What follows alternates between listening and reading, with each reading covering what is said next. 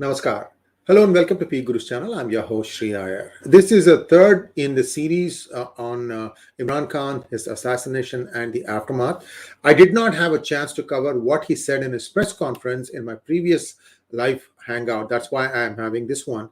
Well, what he said was that he blamed Donald Lu, Donaldlu, Assistant Secretary of State, as being the reason why he was ejected out of prime ministership way back in March 2022. Now, this part has been, questioned. Donald Lu was on a visit to India in April, and he was asked this question whether the United States had any role in the politics of Imran Khan being displaced, and he refused to answer the question. So you can take it in whichever way you want, whether it is that US has a role in Pakistan's politics or whether it doesn't have. We have to remember that more than this, Pakistan is the case of an army having a country. Now, remember that its chief has not been chosen, and General Bajwa has said that he's not interested in continuing.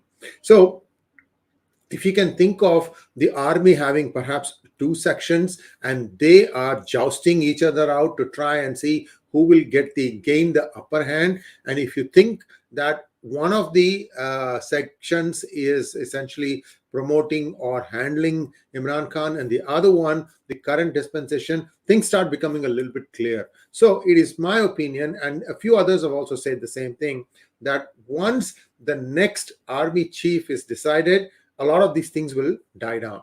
What has Imran Khan said? He said in his press conference, and he was pretty erudite, by the way, he said that he was shot in his thigh. There were 4 or 5 fragments, and one of them has partially chipped his tibia. All that stuff you can get from the video of the press conference. There was a fairly detailed doctor's report with x-rays and things like that, where he showed where all the bullet penetrated and so on and so forth. So that part you can get. What is more important is what he has pointed fingers at. He said that Shehbaz Sharif, Rana Sanaullah, and Major General Faisal are the ones behind what happened. Now think of them as being one part of the army, meaning being handled by one section of the army, and think of Imran Khan as being handled by another section of the army. I have to go back to the situation in August 2021 when Lieutenant General Faiz Hamid, without the permission of General Bajwa, landed in Kabul post the evacuation of American forces. So again, people say that it was Imran Khan's preference that Lieutenant General Faiz Hamid succeed Bajwa. However, he perhaps was not the most senior, and therefore there were some disagreements inside the army. So army is basically doing something. And what you're seeing in Pakistan play out now is a reflection of the army, one group trying to gain ascendancy over the other. Let's leave it at that. And then also now look at the reality. Imran Khan wants immediate elections. But wait, the Supreme Court has barred him for 5 years from occupying public office. So even if there are elections, Imran Khan cannot become prime minister. So he'll have a puppet installed and he will have all the power without the responsibility. Sonia Gandhi, Aung San Suu Kyi right now in Burma, or before the martial law was re-established. So these kinds of things don't bode well for a democracy. That is one side. The other side is, what exactly is Imran Khan going to do differently if he comes back to power? After all, he was in power for 3 years. What changed? Nothing. The other challenge that Pakistan has is, how does it extricate itself? How does it recover itself from the devastating floods? Remember, to the best of my knowledge at least, they don't have a system like the Food Corporation of India where the grains are stored so that they can be taken out and distributed to the people. So I think it has a huge import crisis building up. We don't know how long their food supplies are going to last, and really there is a situation of civil war, because once the granaries start going down, then what are they going to do?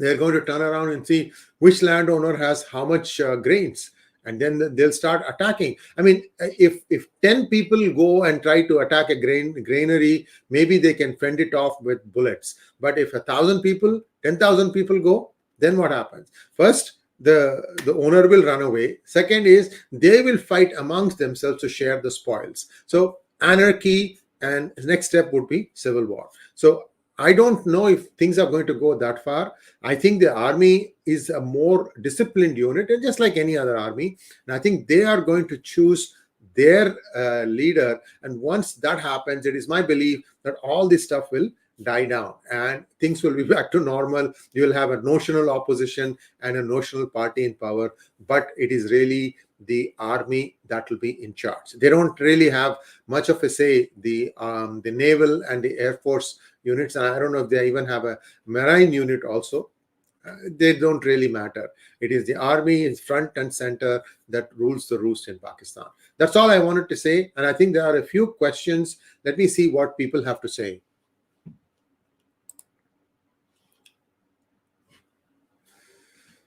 Maya Jagannathan says, US always interferes in other countries while it puts on the holier than thou hat. Well, Maya, if a country goes with a begging bowl to United States is not so big in heart that it'll just say, okay, here, take this money, you do what you want for your people, because it doesn't work that way. Usually the polity that goes with the begging bowl drains off 40, 50, 60% for itself, and that money finds its way back to the United States, and the people really end up with nothing. I haven't seen any IMF plan that has been a loan that has been given to Pakistan being completed, except for one, I believe. 21 or 22 times they've given or they've taken loan from IMF, and only once, I believe, went all the way till the end and they satisfied the conditions that the IMF loans levy. Maya again, Imran after the shooting sounds more rational than before. So this should have been much before. Then he probably could have retained power. Maya, it's a Maya. Sorry to say that. This thing about political power being existent or being able to do something in Pakistan is a mirage. And you know how or why Nawaz Sharif was deposed, right? When the CPEC contracts are being awarded, what Nawaz Sharif wanted was, he said, why should all these contracts go to army run units? Why can't we give some to civilian organizations? People, you and I running companies, why can't we give some of this contract to them? And the army would have none of it. That was the real reason why he was deposed. The whole thing about a Calibri font being used to backdate a document which they claimed was done in 2006 when Calibri did not exist. This is all okay. This is not the only person who tries to cheat. Everybody is doing this. Everybody is on the gravy train. So, by the way, all these things Imran Khan touched upon in his impromptu address. It was a very impressive show, by the way. So I urge all of you to watch it. There are 4 or 5 references I've given to read those things to get a little bit better background perspective on what is playing out there. Sudhindra wants to know, Pakistan is going to be like a toxic jelly-like state, won't be stable but won't melt away either, as the army won't let it. Your view?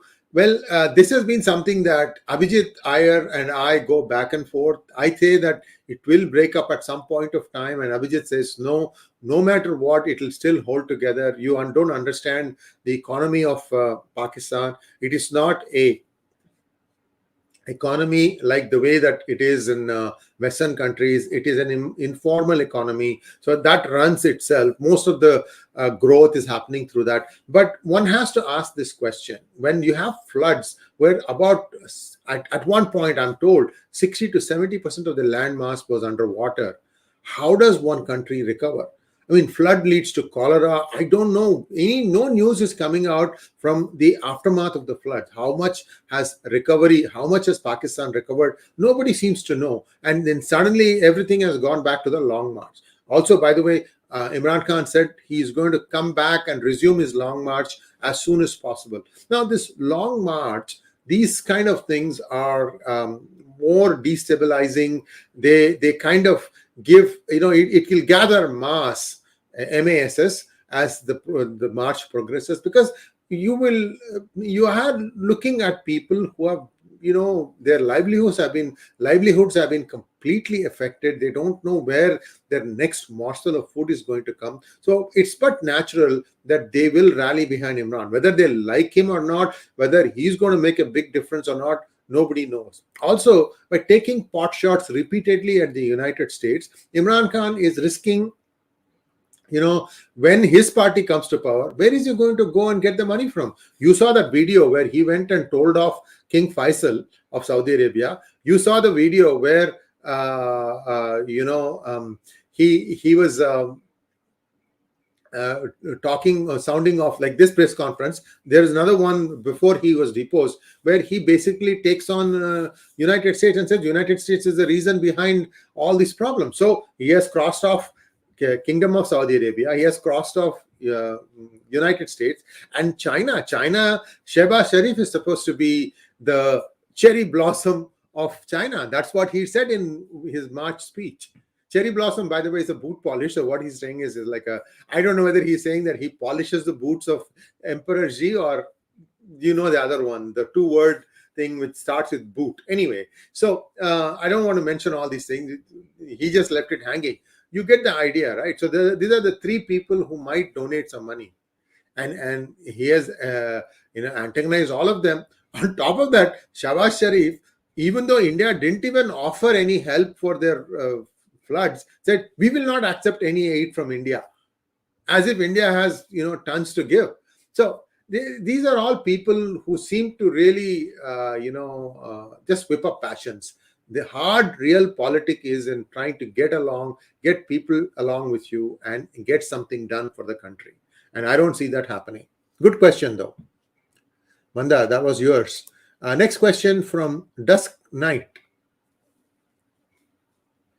Oh, I'm sorry, I missed Mandar's question. Let me go back to Mandar's question. Sorry about that.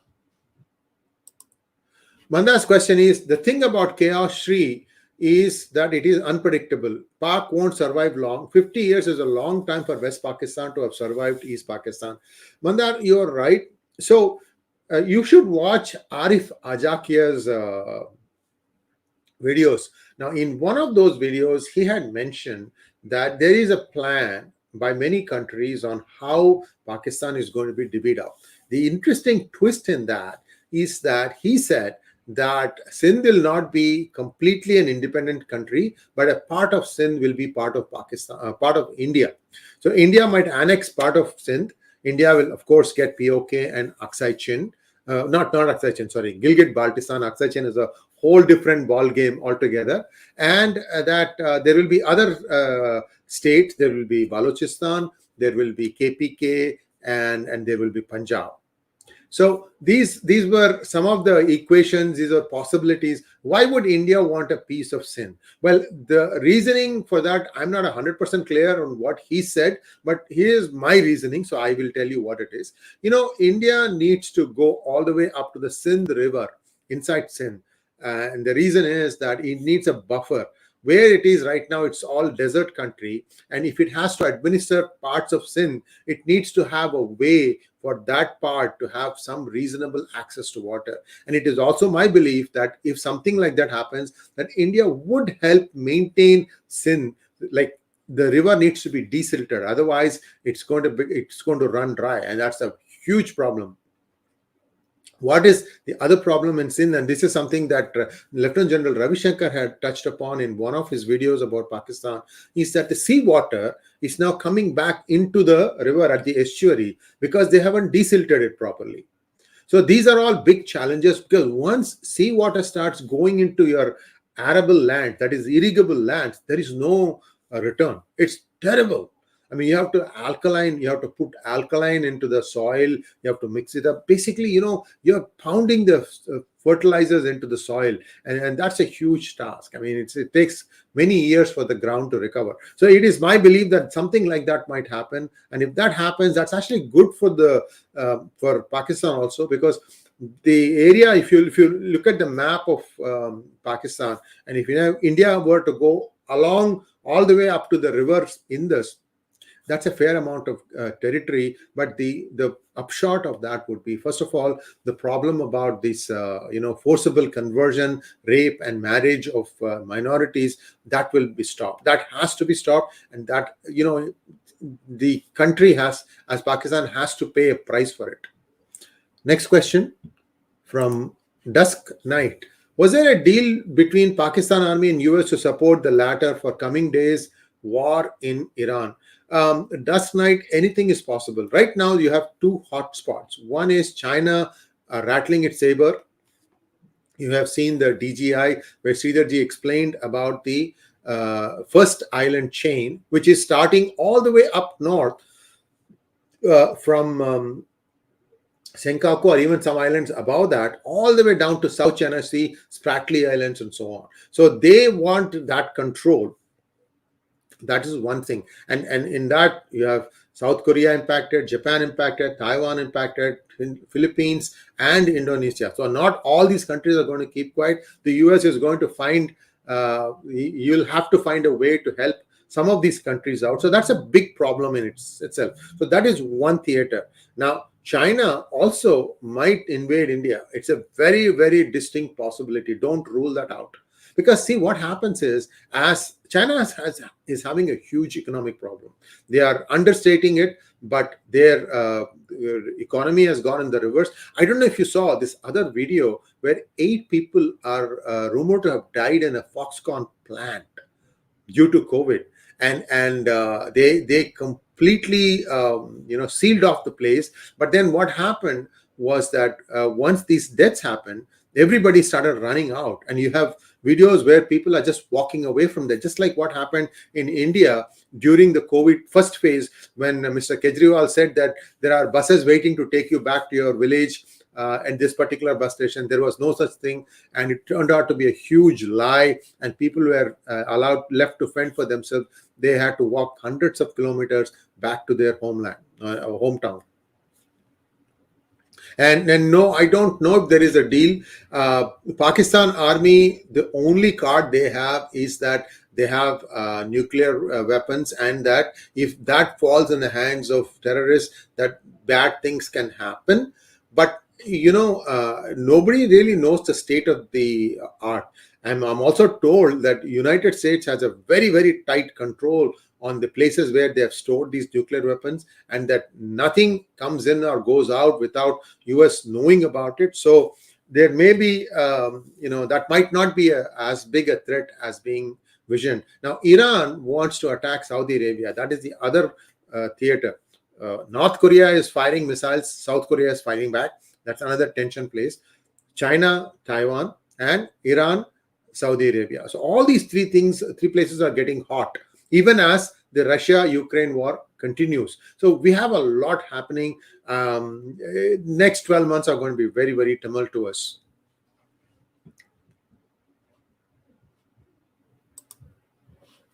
Pradeep Srivalsan wants to know, excuse me,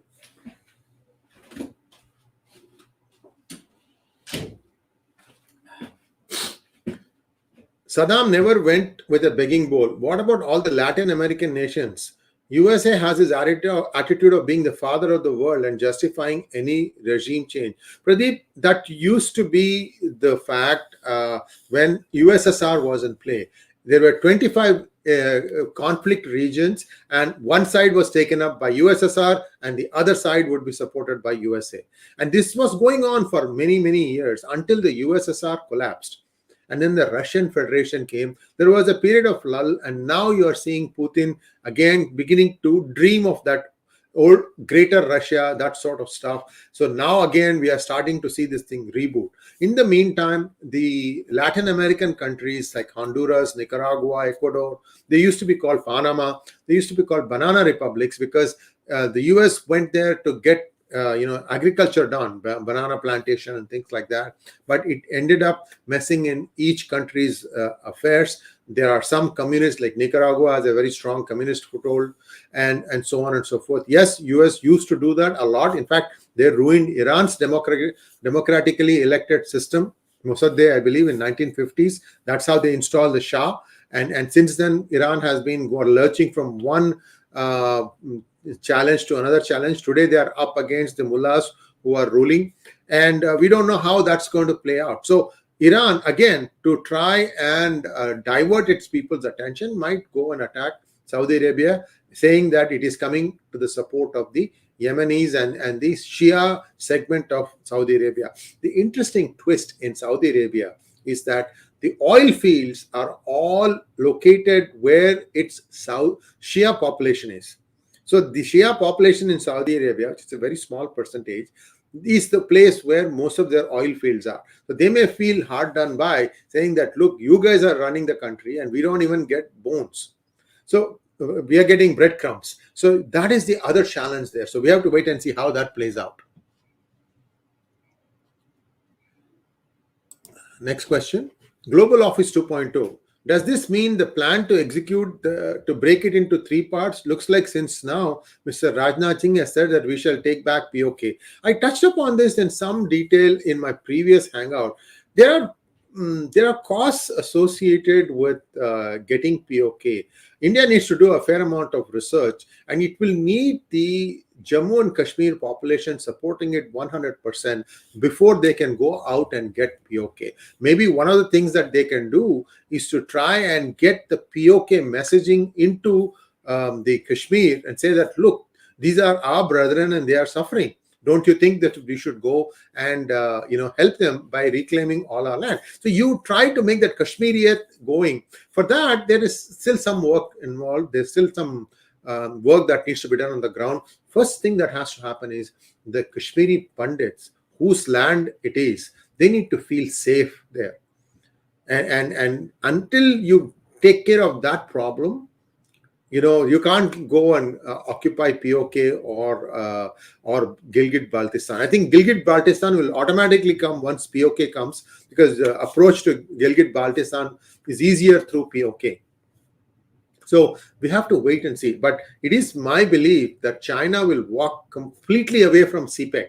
And once it does that, they will also uproot all their stakes in POK and perhaps in other parts of Pakistan. When that happens, that would be the right time, because then what would happen is there is one leg with which they are thinking that they can support themselves, that will go away. Because China has no interest once CPEC is disbanded, and they have no interest in Pakistan. So those are the times when India would be, it will be very easy for India to go and save POK and Gilgit-Baltistan. So we'll wait and see how it goes. At this point, I think India should do nothing. Pradeep Srivatsan, Saddam never went with a begging bowl. I think I have done this thing. I'm sorry, I'm getting my questions out of cross. I don't have help today, so I'm managing by myself. Vamsi Krishna wants to know, Imran Khan supporters, elite, left after his government fell. Can he expect any funds for his march and the future? Vamsi, this is not a funding problem for Imran. Remember, I told you, the way it is playing out is once the next army general, the army chief is decided, things will just settle down. Nothing will happen after that. Dhruvit Kumar Talati, why not India take over Pakistan completely like Russia did with Ukraine? India is spending billions to fight against terrorists, where China and US is using proxy against India.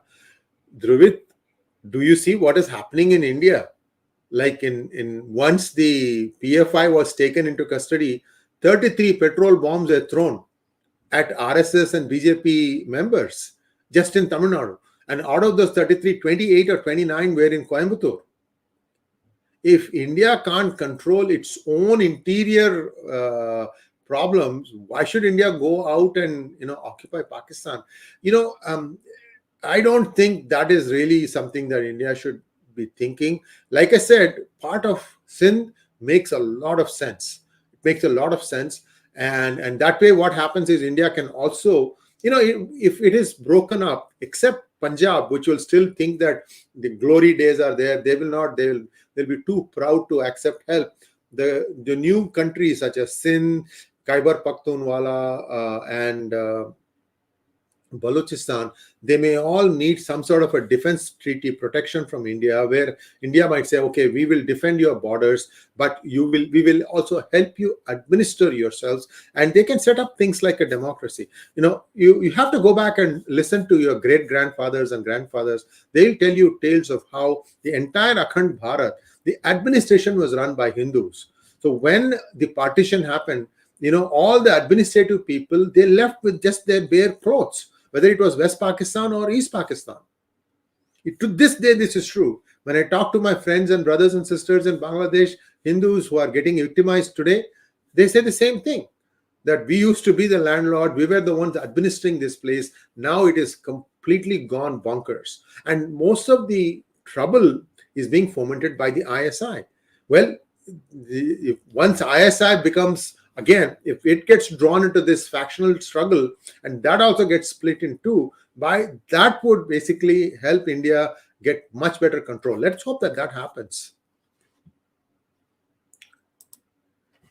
Vamsi Krishna again, Germany and France, after their latest meet, want an independent foreign policy apart from the US. Your comments, please. Vamsi, actually, US itself is starting to walk away from that. Trump asked some very valid question. He said that we are spending so much money as part of NATO, and you guys are not upping your contributions. Why should we be here for you? I mean, this was something that Trump started. And when Biden came, he basically inverted Trump's policy and said, no, we are committed to NATO. In fact, Trump had exited HCR, Human Rights Commission, HRC, sorry, Human Rights Commission group, and Biden re-entered the UNHRC. So there has been, depending on who comes to power, there's been some, position changes by United States. But today, if you look at even the Biden policy, they are not willing to police the world seas for the world. They're saying, we are getting out, you guys fend for themselves. And the first indication of that was the way they withdrew from Afghanistan. So think about this, Hormuz Strait. If Iran and Saudi Arabia start fighting there, then how is the world going to get its oil? Think about the prices that it will go up at the pump. Hey, most of us who used to be bicycling to school, I remember using a bicycle to go to engineering college. I got my engineering college degree using my bicycle, and I was pretty fit. And then once I got a job, first thing I did was to get myself a motorcycle. Rajdu, those days was a big deal. So what I'm trying to say is, none of us are going to walk away from our dependence on petrol back to the old trusted bicycle, which will actually keep you fit too. So that is probably going to become a reality. Maybe people will be forced to work from home because the petrol costs will start going through the roof. We have to wait and see. Let's hope that it won't come to that. Pradeep again, it's absolutely sad that US eliminated the USSR and eventually got infiltrated by leftists in every sphere. The only hope for free markets is India, hopefully. Pradeep, I don't know if you saw this. I don't know where you live, so I'm not going to make that assumption. So last week, I think 3 or 4 days ago, Portland, this is the city of Oregon, and this is the capital of the what we call as the wokes. And they were having areas where even the police wouldn't enter. They had, cordoned off, no-go zone for the police.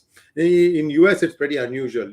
The police in US is pretty well armed. I mean, they have body cameras, but they have guns, they have lots of things with them, and they can quickly quell any sign of trouble. Now, what happened 2-3 days ago was all the illegal squatters on their streets, they were evacuating them. I don't know where they were sending them. Maybe they were sending them to the woods and say, go and blend into the woods. And the reasoning is that the governor election for Oregon is a toss-up today. Oregon was a solid Democratic state, and they think that Oregon is now going to have a Republican governor. And if that happens, boy, the wokist movement, the BLM, all the other tamasha that started, that all's going to go like a toss out the window. Republicans will not stand for it. They'll come for a very strong and powerful law and orders. But the fear is genuine now. That's the only reason why perhaps the governor wanted all of them evacuated, so that on the day the population goes to vote, they don't see all these things and say, oh my God, 4 more years of this, I don't want it. So you see how things are. Democrats are pretty desperate right now. And if, I hope that Republicans don't make a mistake between today, that is Saturday, and Tuesday, so that the outcome will be as favorable as we expect it to be.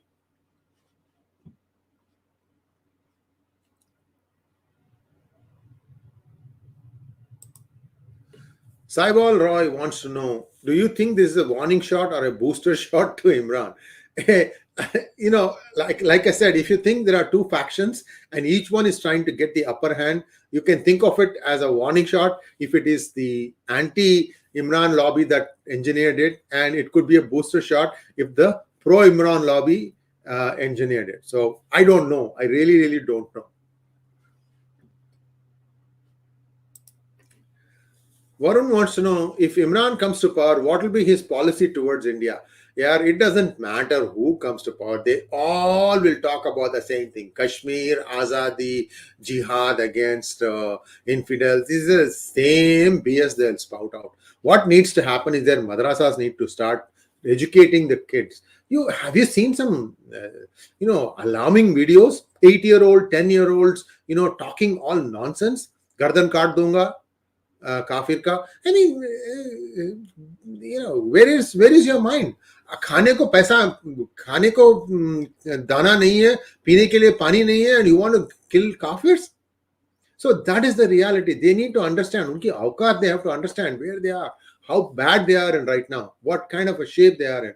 And breaking it up is the best way, because then what happens is you contain each ones to be within a certain bounds, and that would require United States blessing also. India can't do it on its own. I think US and India will have to together do it and come up with a way so that not only this, but also Afghanistan gets a little bit better hope for a future that will be more stable.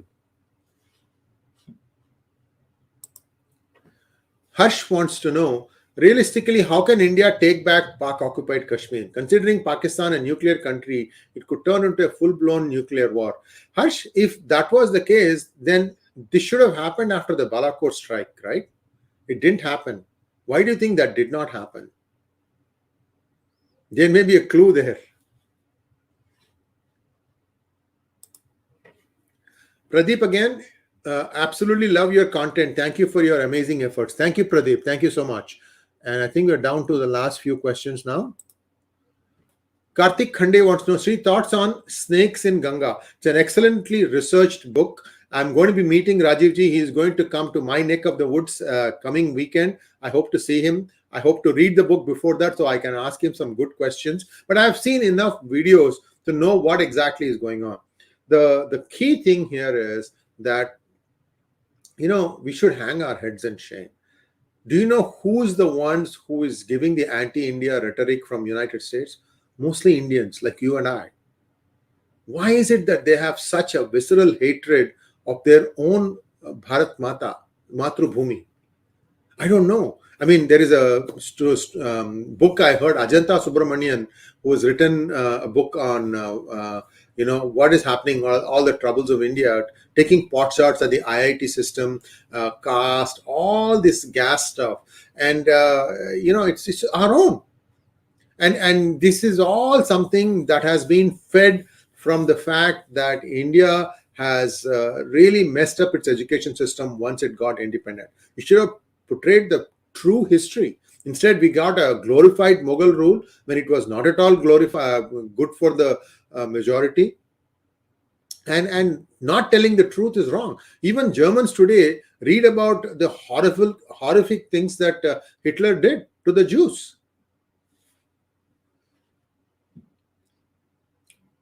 Last question. Varun wants to know, where is the UK-India FTA headed? Do we benefit here? Very interesting things happening there. The free trade agreement needs to be rebooted. Evidently, there was one conversation between the two prime ministers. I can't tell you what really happened, but it is not good for India at this point of time. There is a fair amount of, what should I say, heartburn on the Western nations about the way India has, um, managed its stand in the Russia-Ukraine war. And this, I don't know, this may have a spillover effect. Let's wait and see what happens.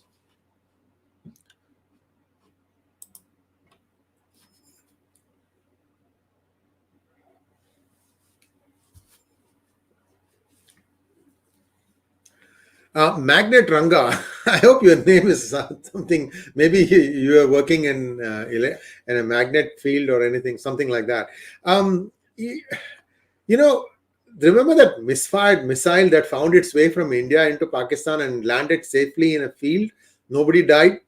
Well, can you think about that as a way for India to test how good China's S-300 was? Because China ripped off the S-300 design of Russia and gave those to Pakistan, and they are all placed along the border of India. And they are supposed to have a range of 100 kilometers. Now, this misguided missile went 120 kilometers inside Pakistan territory and landed safely in an unused field. What do you think the S-300s were doing? So China's help is not necessarily a good thing. It might even expose them to show how good or bad their technology is. These are all rip-off technologies, and that never will be, perfect.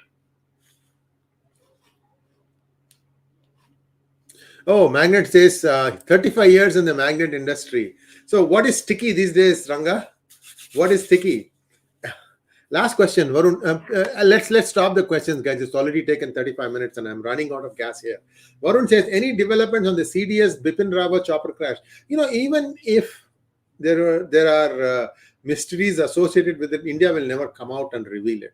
They will make some notes and they'll say, okay, this is how we prepare for the future. You do know that Russian tanks, Russian weaponry has been taking a beating at the hands of Ukraine, very, very sparsely, very, short-term trained Ukrainian army people. And the fact that Russia hasn't walked over Ukraine is proof that they haven't won this war. And in fact, they are now on a retreat. So that tells you that Russian technology isn't the greatest, which is a problem for India because most of India's arms and ammunition is all from Russia. MiGs, S-400, I can go on, and except for Bofors, I don't know how many other things that India has got from Russia. Although I must say that after Modi came to power, India has made a conscious effort to move away from Russia for its arms procurement. It has done that. Rafale, for example.